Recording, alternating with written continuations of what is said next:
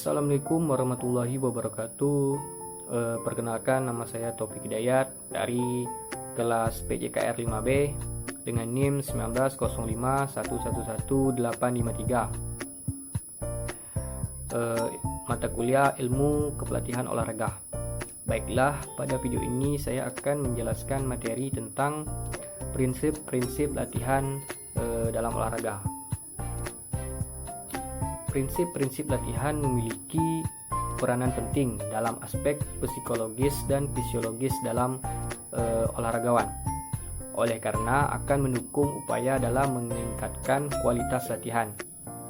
Prinsip latihan merupakan hal yang harus ditaati, diikuti, dilakukan, dan dihindari agar tujuan dari latihan dapat tercapai. Prinsip-prinsip latihan yang dapat dijadikan dalam proses latihan sebagai berikut. 1. Prinsip individual. Setiap olahragawan memiliki potensi dan kemampuan yang berbeda-beda, sehingga dalam menentukan beban latihan harus disesuaikan dengan kemampuan setiap individu. Adapun faktor yang dapat mempengaruhi prinsip individual ialah faktor keturunan atau genetika, yang kedua ialah nutrisi atau gizi, selanjutnya ialah waktu istirahat, yang keempat ialah tingkat kebugaran, yang kelima ialah rasa sakit dan cedera, yang keenam ialah motivasi, yang ketujuh ialah maturation atau kematangan, dan yang terakhir ialah lingkungan. Nah, selanjutnya ialah prinsip adaptasi. Tingkat kecepatan olahragawan dalam mengadaptasi setiap beban latihan berbeda-beda antara satu dengan yang lainnya. Dipengaruhi oleh beberapa faktor, diantaranya satu ialah usia olahragawan, dua ialah usia latihan, tiga ialah kualitas kebugaran otot, dan yang keempat ialah kualitas kebugaran sistem energi, dan yang terakhir ialah kualitas atau mutu latihan. Ciri-ciri terjadinya proses adaptasi pada tubuh akibat dari latihan ialah satu, kemampuan fisiologis. Kemampuan fisiologis ialah di dalam kemampuan fisiologis ini adalah membaiknya sistem pernapasan. Yang kedua ialah membaiknya fungsi jantung. Selanjutnya ialah membaiknya fungsi paru, dan yang terakhir ialah membaiknya sirkulasi dan volume darah. Nah, yang kedua ialah meningkatnya kemampuan fisik. Yang pertama ialah ketahanan otot, yang kedua adalah kekuatan, yang ketiga adalah membaiknya fungsi paru, yang terakhir ialah power. Yang ketiga ialah prinsip beban lebih atau overload. Beban latihan harus mencapai atau sedikit melampaui ambang rangsang, tetapi tidak boleh selalu melebihi. Cara meningkatkan beban latihan ialah diperberat, dipercepat, diperlama, dan lain-lain. Yang keempat ialah prinsip progresif. Latihan bersifat progresif berarti latihan yang harus dilakukan secara ajak, maju, dan berkelanjutan. Nah, yang kelima ialah prinsip spesifikasi. Materi latihan yang diberikan harus sesuai dengan kebutuhan olahraganya.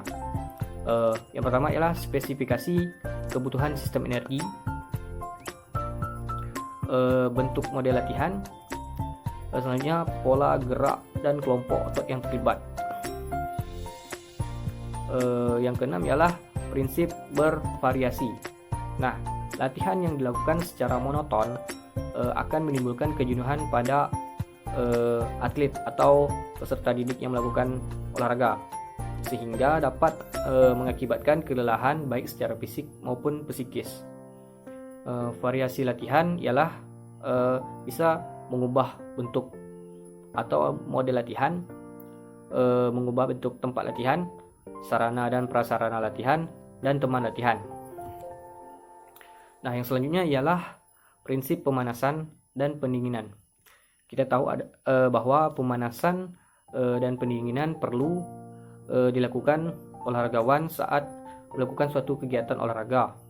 Nah, pemanasan atau warm up secara fisiologis menyiapkan kerja sistem tubuh atau menurunkan viskositas otot, menyiapkan kekuatan dan kecepatan. Nah, yang selanjutnya secara psikologis untuk meningkatkan konsentrasi, ketegaran mental, dan menurunkan tingkat kecemasan. Nah, yang kedua ialah latihan inti.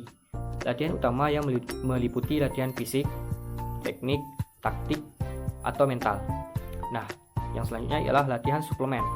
Latihan suplemen berisikan tentang bentuk-bentuk latihan yang prinsip gerakannya menyerupai dengan gerak teknik cabang olahraga. Nah, selanjutnya ialah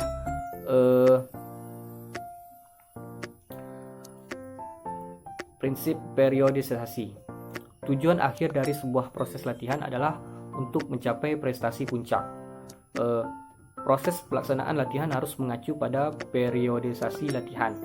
Oleh karena periodisasi latihan merupakan pentahapan dan penjabaran dari tujuan latihan secara keseluruhan. Nah, yang selanjutnya ialah prinsip berkebalikan atau reversibilitas. Tidak melakukan latihan akan mengalami penurunan kondisi fisik atau overtraining atau detraining. Latihan terlalu banyak dan tidak terprogram akan mengalami overtraining. Selanjutnya yang ke-10 ialah prinsip beban moderat tidak berlebihan. Nah, di prinsip ini beban latihan yang diberikan harus disesuaikan dengan tingkat pertumbuhan dan perkembangan anak latih. Nah, yang kedua ialah tidak terlalu berat dan tidak terlalu ringan sehingga dapat meningkatkan kemampuan fisik sesuai dengan tujuan latihan. Nah, yang terakhir ialah prinsip sistematik. Perlu diterapkan karena prestasi atlet sifatnya sementara dan labil. Prinsip sistematik terkait dengan dosis atau takaran dan skala, prioritas dan sasaran latihan. Untuk itu, dosis atau takaran dan skala prioritas latihan harus diperhatikan selama dalam pelaksanaan latihan sehingga akan membantu proses adaptasi dalam organ tubuh. Baiklah, sekian dari penjelasan materi tentang prinsip-prinsip latihan. Terlebih dan kurang saya mohon maaf. Saya akhiri dengan wassalamualaikum warahmatullahi wabarakatuh. Salam olahraga.